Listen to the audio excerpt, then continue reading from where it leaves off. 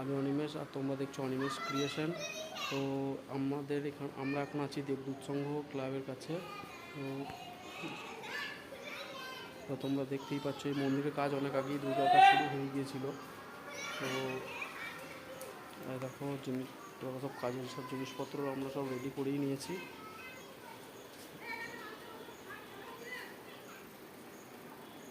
তো দেখাবো তোমাদেরকে, তোমরা দেখতে থাকো।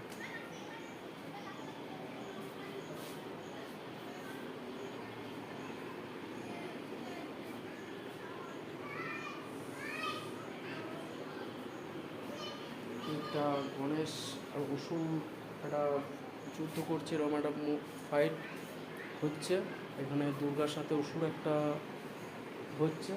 আর দেখো সরস্বতীর সাথে কার্তিক